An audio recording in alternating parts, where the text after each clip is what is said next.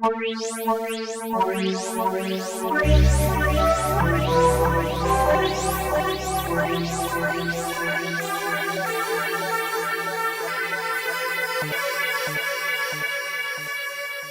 cours des dernières années, il y a eu une intensification des échanges à l'échelle internationale, tant entre pays du Nord qu'entre pays du Nord et du Sud.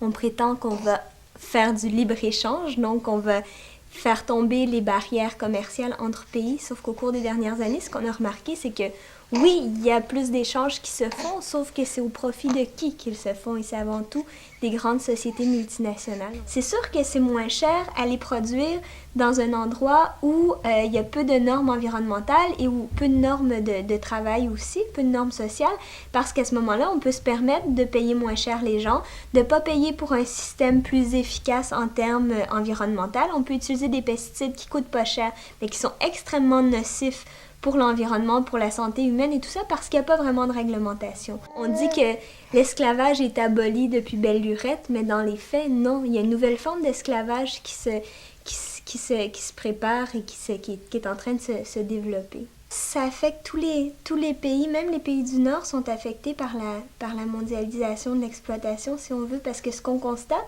c'est un nivellement des normes sociales et environnementales vers le bas un petit peu partout, un désengagement de l'État.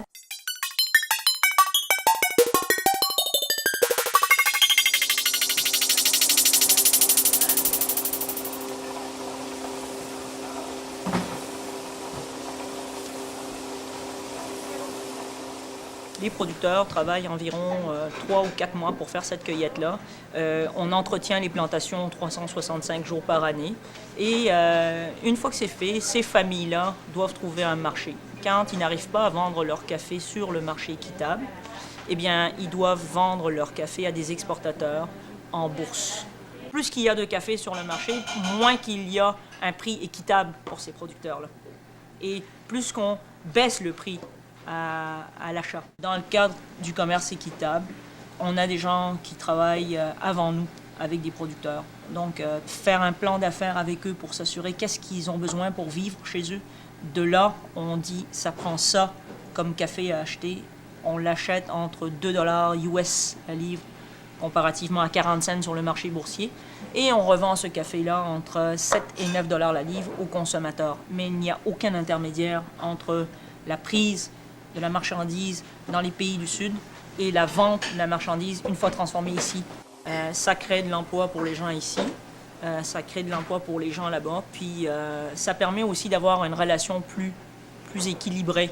On achète du sucre, on achète du thé, on a la possibilité d'acheter du coton bientôt. Moi, si je reviens à la question de prendre du café, connaissant ce qui se passe dans les plantations où on utilise des pesticides, des herbicides quand on produit normalement, où on doit rencontrer des volumes pour arriver à avoir un résultat en argent qui convient, là, ben, je boirais pas ces produits-là, je ne consommerais pas ces produits-là. Fait que d'abord, le consommateur doit décider qu'est-ce que lui, il a besoin à consommer, à quoi il veut contribuer. Si ça le donne que ça s'appelle du commerce équitable, que c'est cette vague-là qui respecte ses conditions à lui, ben il va le soutenir, le commerce. Parce qu'en bout de ligne, il va soutenir des producteurs, il va soutenir des familles, il va soutenir des gens qui vont continuer d'exister, qui vont rester là, qui vont avoir une vie, qu'il va pouvoir visiter en voyage, qu'il va pouvoir avoir un environnement sain, des ressources naturelles, et que s'il fait ces gestes-là, ben il va aussi protéger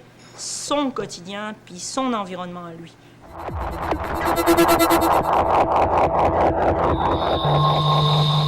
Première démarche à faire pression auprès des distributeurs pour qu'ils rendent disponible le café équitable.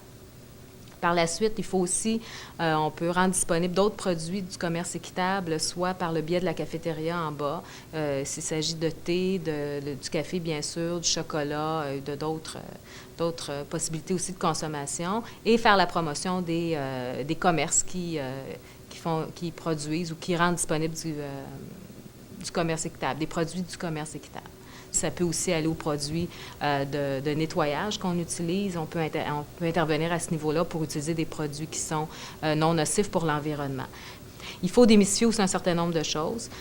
C'est pas toujours des produits qui sont plus dispendieux. Si on pense au café équitable, mais pas nécessairement plus dispendieux. S'il l'est, ben, c'est parce que l'entreprise peut-être abuse de la bonne réputation du café équitable, parce que normalement, le café équitable ne devrait pas être plus dispendieux. Donc, il faut aussi enlever les mythes et intervenir à ce niveau-là. On parle aussi des OGM, on parle des produits biologiques, on parle aussi de la consommation, par exemple, pour encourager les producteurs et acheter leur récolte de fruits et de légumes avant la production pour leur donner un coup de main. Donc, toutes ces questions-là intéressent beaucoup les membres. Il y a un intérêt certain pour ça. Et là, on offre des possibilités concrètes à des gens de poser des gestes. J'espère que ça va faire son petit bout de chemin, que les gens, tranquillement, vont prendre conscience des gestes qu'ils posent à tous les jours en termes de consommateurs.